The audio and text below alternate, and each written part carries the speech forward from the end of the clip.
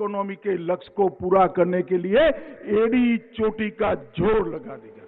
और मित्रों, हमारी जो सहकारिता से ताकत बनती है, वो ताकत देश को समृद्ध करने की दिशा में आएगी, इसका मुझे विश्वास है।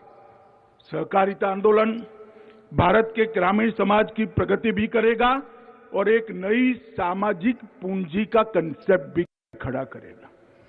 पूंजी के दुनिया भर में कई व्याख्याएं हैं, मगर हम 10,000 साल से जीने वाले लोग हैं, 10,000 साल की संस्कृति का वहन करने वाले लोग हैं।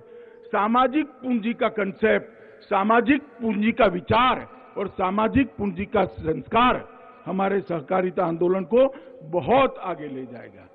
कई देशों के अंदर सहकारिता कानून से अस्तित्व में आती है, कई देशों के अंदर सहकारिता छोटी छोटी पैक्स और बाकी सहकारी समितियों के संविधान से अस्तित्व में आती है। भारत में ये व्यवस्था के लिए जरूरी है। भारत की जनता के स्वभाव में सहकारिता घुल मिल गई है, इसके संस्कार के अंदर सहकारिता है। ये कोई उधार लिया हुआ कंसेप्ट नहीं है, हमारे स्वतः काम से प्रकट हुआ ये सहकारिता कंसेप्ट है। इसलिए भारत में कभी सहकारिता आंदोलन कभी भी इरिलेवेंट नहीं हो सकता। मित्रों, मैं बहुत समय से, लगभग 25 साल से सहकारिता आंदोलन से जुड़ा हूं। छोटी सी छोटी इकाई से लेकर राज्य कक्षा की बड़ी इकाइयों तक मैंने काम किया है।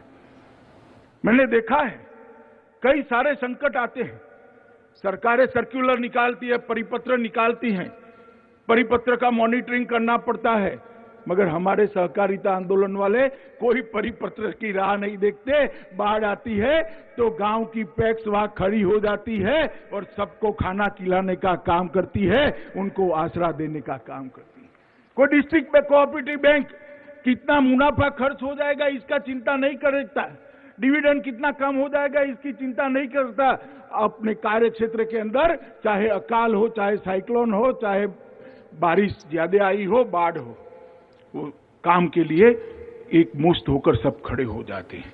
सहकारी आंदोलन ने इस देश को ढेर सारे संकटों में यहां पर बाहर निकालने के लिए अपना योगदान दिया है।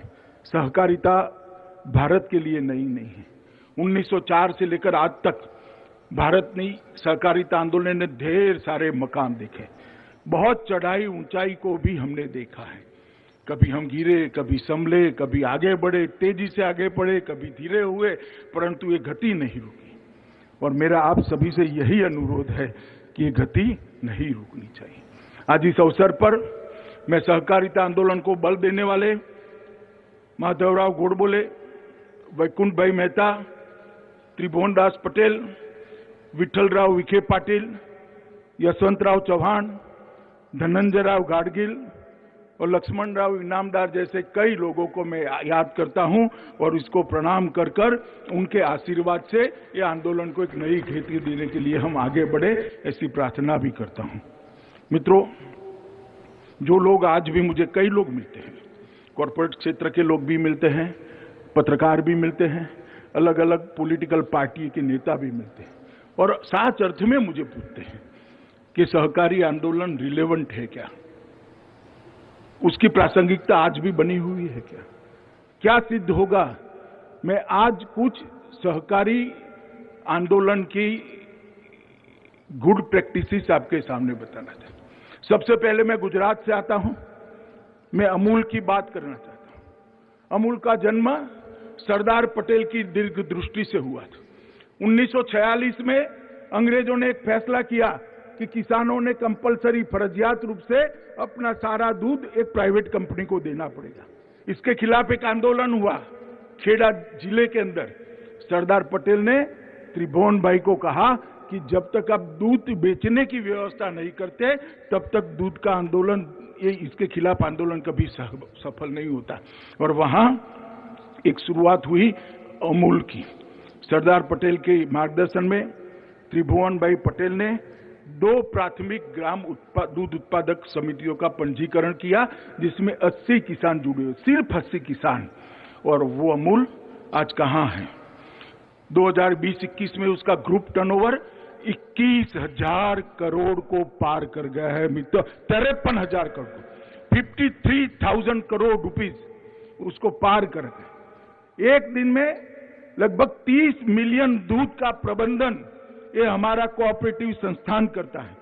इसके अंदर 36 लाख किसान परिवार जुड़े हुए हैं और विशेषकर महिलाओं को एम्पावर करने का काम किया है। मैंने तो गांव में देखा है, गुजरात में शनिवार को जब महिला के हाथ में अपना चेक आता है या कैश आती है, इसके चेहरे पर हर्ष देखकर मन को बहुत अंदर तक शांति होती। 36 लाख किसान परिवारों को अमूल आज अपने साथ जुड़ा है। 18 जिलों का ये फेडरेशन है। 87 से ज्यादा डेयरी के मैन्युफैक्चरिंग प्लांट बनाए हैं और उसकी प्रबंधन क्षमता 39 मिलियन तक की प्रबंधन क्षमता आज बनाई। इंस्टॉल कैपेसिटी 39 मिलियन टन दूध को प्रोसेस करने की है। आप कल्पना कर सकते हैं, बड़े से बड़ी कॉरपोरेट डेयरी जो नहीं कर सकती, ये हमारे अमूल ने कर दिखाया है और मैं मानता हूं यही उदाहरण लेकर हमने आगे बढ़ना चाहिए। लिज्जत पापड़, बहुत कम लोगों को यहां पर भी मालूम होगा, लिज्जत पापड़ कोऑपरेटिव है। 1959 में जसवंतीबेन पोपट नाम की एक गुजराती महिला साहसिक ने 80 बहनों को साथ में रखकर एक कोऑपरेटिव बनाकर पापड़ बनाने की शुरुआत की थी। 2019 में उनका कारोबार 1600 करोड़ से ज्यादा का कारोबार है और 80 करोड़ निर्यात करती है। 45,000 महिलाएं लिज्जत के कोऑपरेटिव आंदोलन से जुड़ी है और ये सक्सेस स्टोरी देश भर की महिलाओं के लिए एक प्रेरणा का स्रोत है। अमूल और लिज्जत दोनों आज सफल है तो देश की महिलाओं का इसके अंदर बहुत बड़ा योगदान है, दूध भरने में भी और पापड़ बनाने में। इफको जो आज हमारे यजमान है, चेयरमैन साहब भी बैठे हैं, एमडी अवस्थी भी बैठे हैं। इफको ने इस देश की हरित क्रांति को एक नई दिशा देने का काम किया है। 1967 में 57 कोऑपरेटिव्स के साथ एक स्पेसिफाइड सोसाइटी बनी और वो बढ़ते बढ़ते बढ़ते आज 36,000 से ज्यादा कोऑपरेटिव को मेंबर बनाकर लगभग 5.5 करोड़ किसानों को उसका लाभांश पहुंचाती है। आप कल्पना कर सकते हैं, एक बहुत बड़ी कंपनी अगर कुछ कमाएगी तो इसका सबसे बड़ा हिस्सा इसके मालिक के पास जाएगा और इफको जो कुछ भी कमाएगी इसका पाई पाई ये 5.5 करोड़ किसानों के घर में जाएगा। इसी को कोऑपरेटिव। आज इफको ने लगभग देश के उर्वरक की पूरी जिम्मेदारी 2-3 और कोऑपरेटिव को साथ में लगकर उठाई और मैं अभिनंदन करना चाहूंगा चेयरमैन साहब और एमडी जी का, अवस्थी का, कि इन्होंने नैनो टेक्नोलॉजी को जमीन पर उतारकर बहुत बड़ा काम किया और इसके माध्यम से मुझे पूरा विश्वास है कि ये कोऑपरेटिव संस्थाओं के माध्यम से ही आने वाले दिनों में वो दिन दूर नहीं है कि उर्वरक खाद इंपोर्ट करने की जरूरत नहीं पड़ेगी। हम आत्मनिर्भर बनेंगे और हमारा उर्वरक हमारे देश में भी बढ़े। इसी तरह से क्रिप्को भी लगभग 9,500 समितियों का बना हुआ एक संघ है। उसकी मूड़ी, शेयर प्रदत्त मूड़ी लगभग 388 करोड़ है। शेयर धारकों को एक साल में 2118 करोड़ रुपए का लाभांश क्रिप्को ने दिया है। आप इससे कल्पना करिए, ये सब सक्सेस स्टोरी है। और इतना ही नहीं है, बहुत लंबी सूची है। नेफेड है, मैं मणिपुर गया था, रेणु हथकरघा हस्तशिल्प 75 साल से एक लय के साथ वो कोऑपरेटिव में अपना योगदान करता है।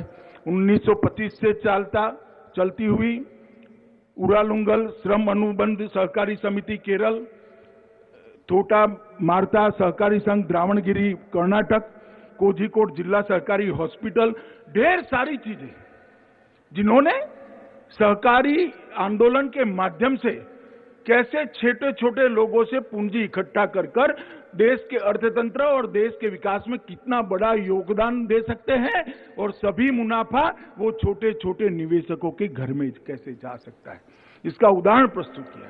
मगर आज लगभग सारे संस्थानों के कर्ता धर्ता यहीं पर है, प्रबंध निदेशक है, चेयरमैन है, डायरेक्टर्स हैं। मैं सबको निवेदन करना चाहता हूं कि हमने काफी कुछ करना बाकी है।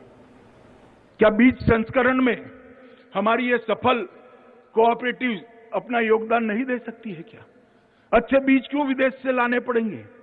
बीज के क्षेत्र में हम आत्मनिर्भर नहीं हो सकते हैं क्या? कोई कोऑपरेटिव चैलेंज एक्सेप्ट कर कर किसानों की उपज को निर्यात करने का ट्रेडिंग हाउस नहीं बन सकती है क्या? जिसके माध्यम से छोटी छोटी मंडियां अपनी उपजों को विदेश में एक्सपोर्ट कर सके? निश्चित बन सकती है।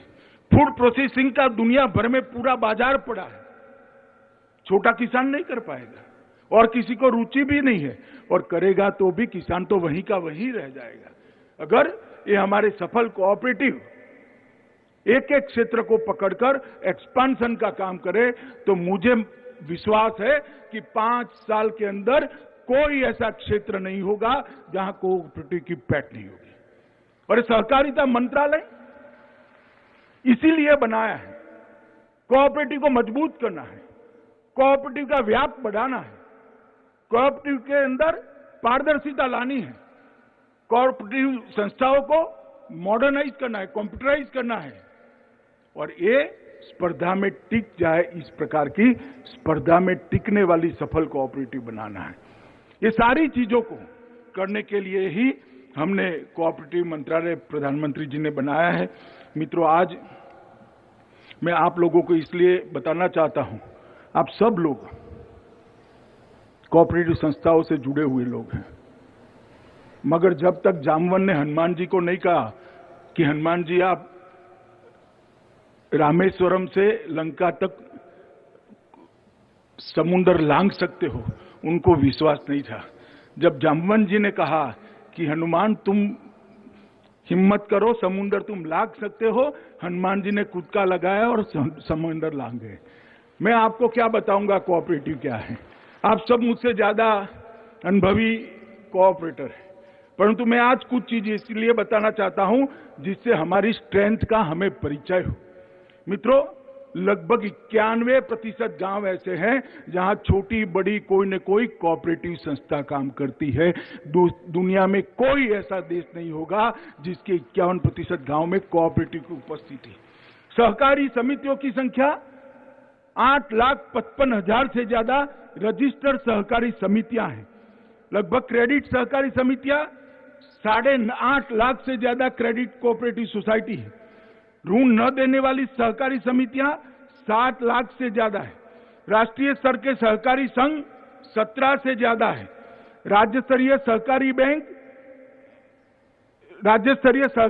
33 है। जिला स्तरीय सहकारी बैंक 363 है, और लगभग 95,000 में से 63,000 पैक्स काम कर रहे हैं। एक दृष्टि से देखें तो हर 10वें गांव पर एक पैक्स है। मैं आगे बताऊंगा, ये संतोषजनक स्थिति नहीं है, मगर हर 10वें गांव में एक पैक्स होना दुनिया के सहकारिता के आंकड़ों का जब अभ्यास करते हैं तो अपने आप में एक बहुत बड़ी उपलब्धि है। ये पैक्स ही माध्यम है किसान का कल्याण करने का। ये पैक्स ही माध्यम है सरकार जो कम ऋण से लोन भेजती है किसान के लिए, ऋण का पैसा भेजती है, उसको पारदर्शी तरीके से उसके साथ पहुंचाने का। ये पैक्स ही माध्यम है उसको खेती के लिए उपयोगी चीजों को पहुंचाने का। ये पैक्स को मजबूत करना हमारे लक्ष्य होना चाहिए। मैं अंत में पैक्स पर बात करूंगा, और प्रतिशत योगदान अगर मैं बताना चाहूं तो कृषि ऋण वितरण का 29%, 29% वो कोऑपरेटिव व्यवस्था से जाता है। उर्वरक वितरण 35% कोऑपरेटिव करता है। उर्वरक का उत्पादन, खाद का उत्पादन, वो भी लगभग 30% करता है। चीनी का उत्पादन, देश की कुल चीनी की लागत का उत्पादन 31% कोऑपरेटिव चीनी मिलें करती है। तकली स्पिंडल 29%, दूध की खरीदी और उत्पादन 20%, गेहूं की खरीदी